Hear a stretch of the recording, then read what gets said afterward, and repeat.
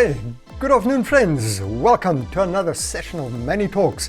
Well, what have I? Today I've brought along our new IoT Design Kit, and obviously for the IoT to work we need a cloud. I've brought along a cloud as well.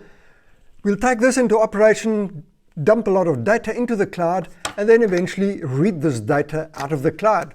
So what have I got here? Yes, well, here to start off, I've got a host controller, the M0 from Adafruit. On top of that, I'm going to plug in my Wi-Fi board, the Calypso. And then I have a sensor board with humidity, pressure, and temperature. I'll use that, plug it in on top of these three. And finally, I have an LED board just to show me some general information. Now, I'll take all of these into operation by simply applying some power, get the data into my cloud, and then finally I'm going to read this data from the internet off the cloud and display the values. So let's get going. Right friends, we've taken all of this into operation already. We created an IoT Central application on the Azure cloud.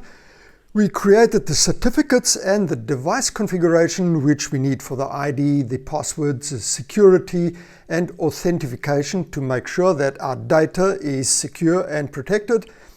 And we also uploaded the root certificate to both the IoT Central and the Azure cloud.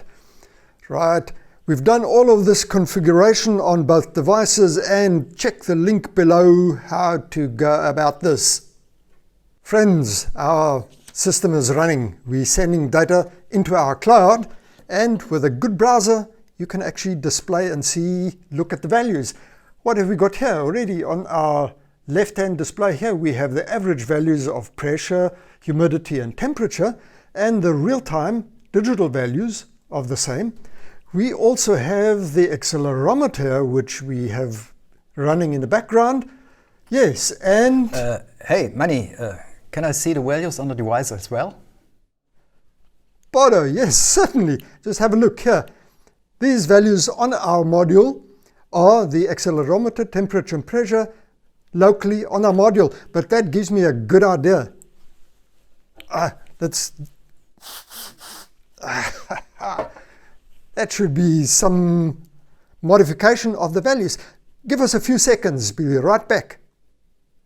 Okay friends, look at all the values changing. We put a bit of cold spray on there and the accelerometer has been manipulated. There's one more thing. We can actually send data in both directions, and for that we'd actually like to send a command back to the module. For that we can actually change the color of the LED available on the host controller. We go on to commands, and we would like to display the red LED. Green would be 0 and blue as well. Right, here we have the green LED, and if I give it the run, it should be switching to red. Lovely. So we can send data in both directions. Have fun, play around, and keep well till next time. So check the links below. All of the information is available. Visit us at we-online.com/WCS.